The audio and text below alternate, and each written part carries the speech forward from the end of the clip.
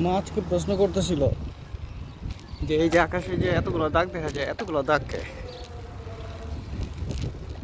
তো এটা একটু যদি খোঁজার চেষ্টা করি বা আমি যদি নিজে থেকে একটু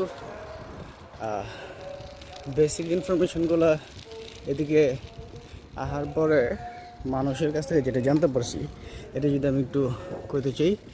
আমি যে এলাকাটাতে আছি এই এলাকাতে অনেকগুলো হচ্ছে গিয়ে প্লেন, হেলিকপ্টার, এইগুলা প্র্যাকটিস স্কুল।